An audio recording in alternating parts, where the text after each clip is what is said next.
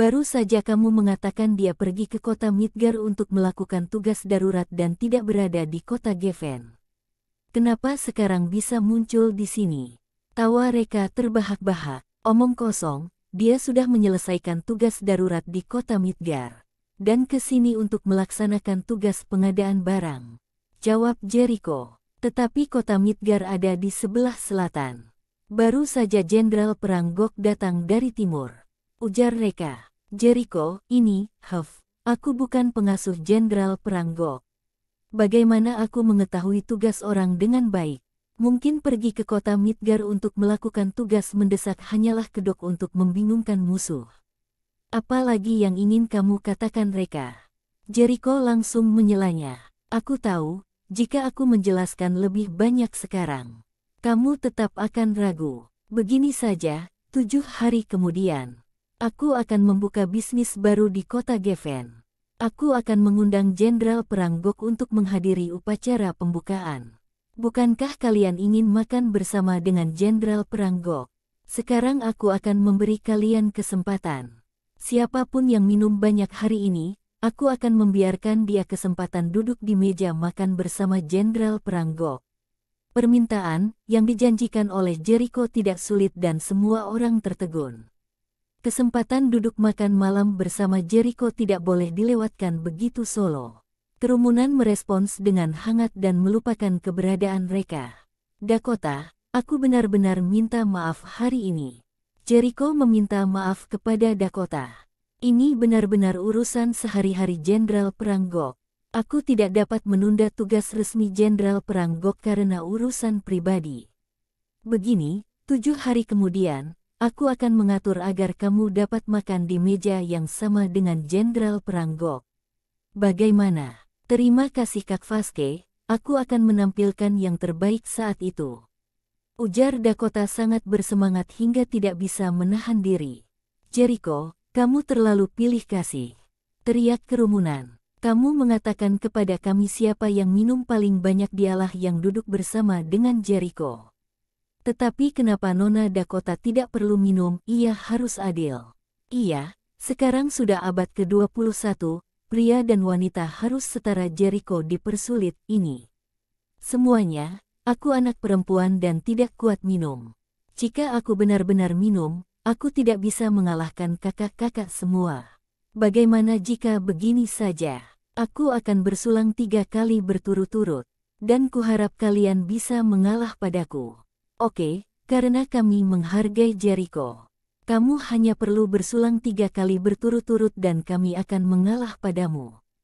Tawa semua orang. Begitu Dakota hendak minum, Reka segera menghentikannya. Dakota, alkohol ini tidak boleh diminum.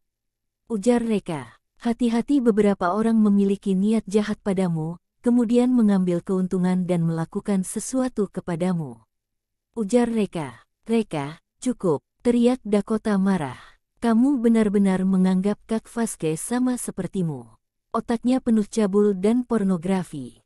Kamu menggunakan hati seorang penjahat untuk menilai orang baik. Reka, kamu memfitnahku berkali-kali. Kamu pikir aku mudah diganggu? Ujar Jericho marah. Percaya tidak, aku akan menuntutmu karena fitnah. Para tamu juga menyerang Reka satu demi satu. Orang ini sengaja membodohi dirinya sendiri dan mencari rasa keberadaannya. Dia pikir semua pria di dunia sama dengannya. Tidak bisa berjalan ketika melihat wanita. Selain itu, Nona Dakota hanya minum 3 gelas alkohol. Itu tidak akan mabuk. Jericho, seharusnya Anda tidak membiarkan Reka datang hari ini. Untuk membuat Reka kesal, Dakota sengaja meneguk habis semua alkohol di gelasnya. Dakota, minum segelas saja.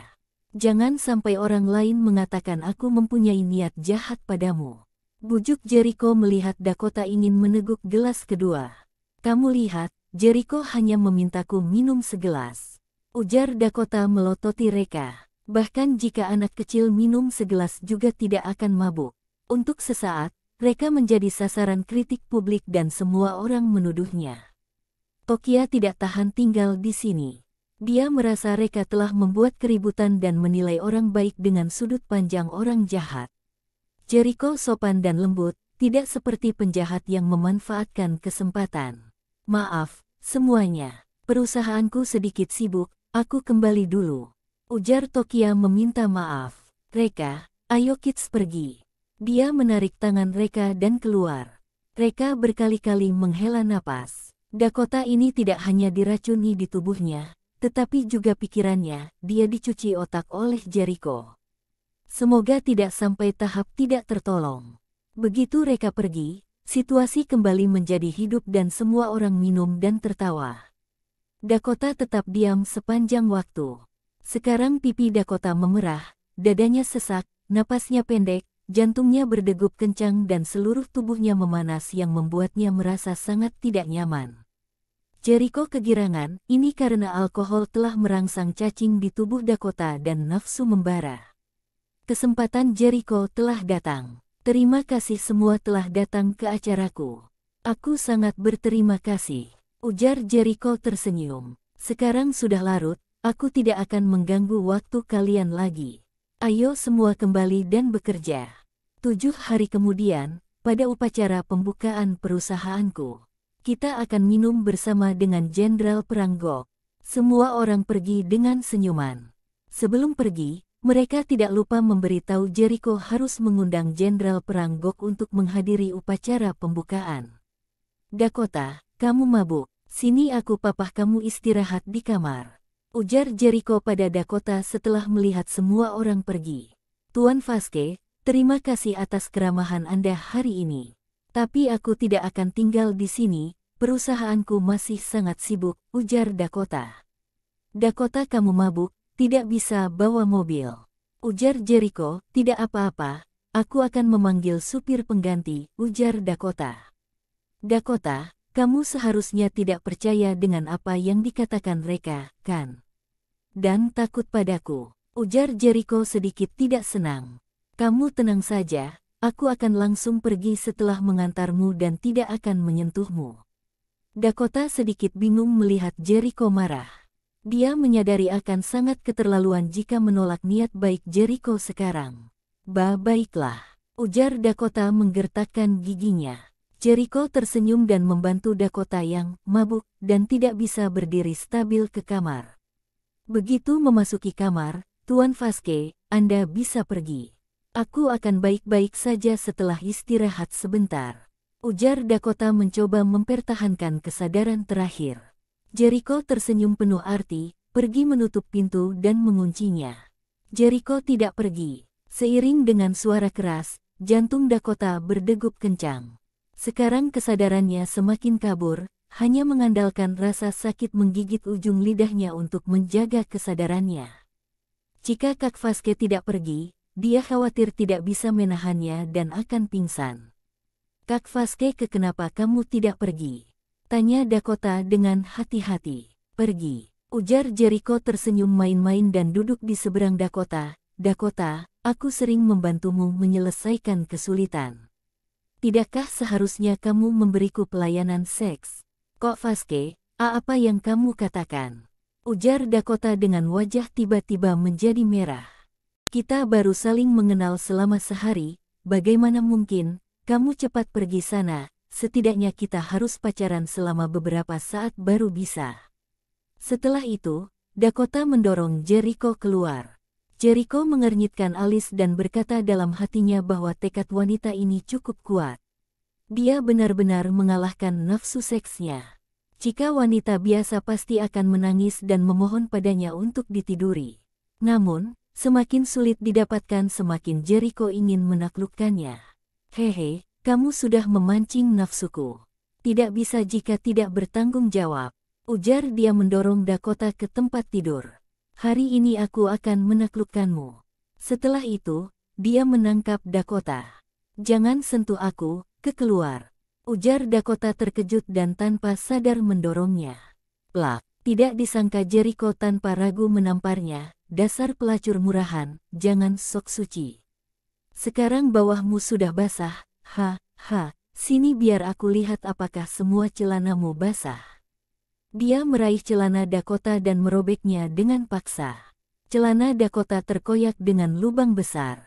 memperlihatkan kakinya yang indah yang semakin merangsang nafsu Jericho.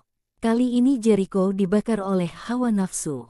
Boom! Dakota tercengang di tempat. Pahlawanku menodaiku bahkan memukulku dan memarahiku pelacur murahan. Dan juga mengatakan celanaku basah. Apakah ini pahlawanku? Tidak, dia pasti palsu. Dia bajingan genit, dia pasti bukan pahlawanku. Dakota ketakutan dan ingin bangkit berlari keluar. Tanpa diduga Jericho menjambak rambutnya dan melemparkannya ke tempat tidur, mau kabur. Mustahil, kamu bukan pahlawanku, kamu palsu. Teriak Dakota menangis histeris, lepaskan aku, jika tidak pahlawanku tidak akan mengampunimu. Pahlawan, aku tidak pernah mengatakan aku pahlawanmu. Kamu sendiri yang mengatakannya. Cibir Jericho tertawa keras. Dakota sangat ingin mati sekarang. Jericho bukan pahlawannya.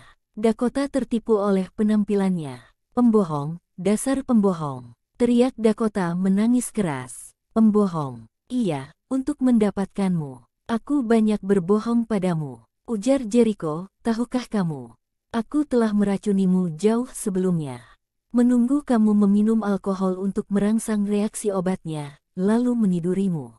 Racun. Seluruh tubuh Dakota gemetar. Tidak heran Dakota begitu mabuk setelah minum segelas alkohol, ternyata sudah diracun sebelumnya. Kapan kamu meracuniku? Tanya Dakota dengan suara gemetar. Saat Tuan Apex berjabat tangan denganmu. Ujar Jericho, awalnya, jika Reka menghentikanmu, kamu tidak akan diracuni.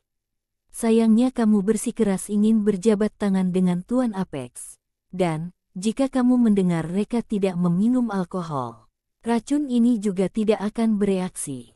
Sayangnya, kamu tidak mendengarnya. Haha, kamu cari mati sendiri.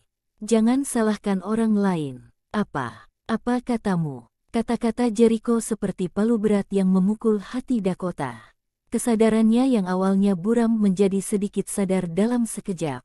Ternyata Reka menghalanginya berjabat tangan dengan Tuan Apex dan menasihatinya untuk tidak minum. Bukan membodohi diri sendiri dan mencari rasa keberadaan. Reka memperlakukan dirinya dengan tulus. Tetapi dia tidak mendengarkannya bahkan mengejek dan menghinanya. Dia pantas mati, dia tidak punya mata, dia sangat bodoh. Ini semua salahnya.